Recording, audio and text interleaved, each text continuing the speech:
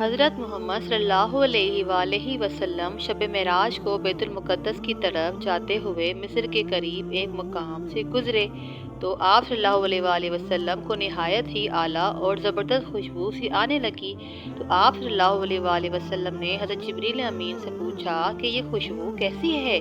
تو جواب ملا کہ فرعون کی بیٹی کی باندھی مشاطہ اور اس کی اولاد کی قبر سے آ رہی ہے۔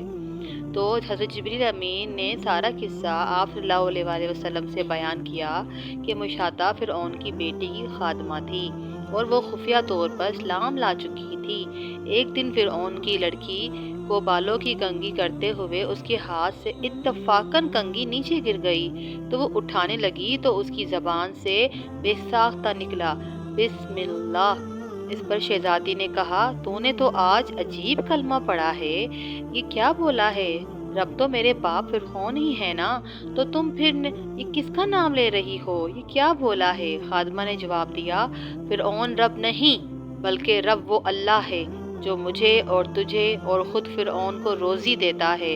شہزادی نے کہا اچھا تو میرے رب کے سوا، میرے باپ کے سوا کوئی اور رب کون ہے جس کو تم مانتی ہو؟ اس نے جواب دیا ہاں ہاں، میرا، تیرا اور تیرے باپ کا، سب کا رب اللہ تعالیٰ ہی ہے۔ شہزادی نے اپنے باپ کو یہ بات پہنچا دی اور وہ سخت غضبناک ہو گیا اور اسی وقت خادمہ کو دربار میں بلایا اور کہا بولو، میرے سوا کسی اور کو اپنا رب مانتی ہو؟ تو اس نے کہا میرا اور تیرا رب اللہ تعالیٰ ہی ہے جو بلندیوں اور بزرگی والا ہے۔ فرعون نے اسی وقت حکم دیا کہ جا کے تانبے کی جو گائے بنی ہوئی ہے اس کو خوب گرم کیا جائے اور جب بالکل آگ جیسی ہو جائے تو اس کے بچوں کو ایک ایک کر کے اس میں ڈال دیا جائے۔ آخر میں فرعون اسے خود بھی اس میں ڈال دے گا۔ چنانچہ وہ گرم مکمل طور پر ہو گئی۔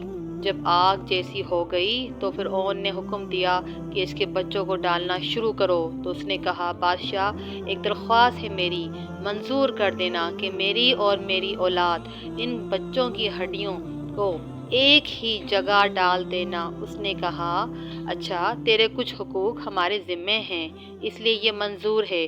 اس کی دونوں بچیاں اس کی آنکھوں کے سامنے اس میں ڈال دی گئیں اور وہ فوراً جل کر راکھ ہو گئیں۔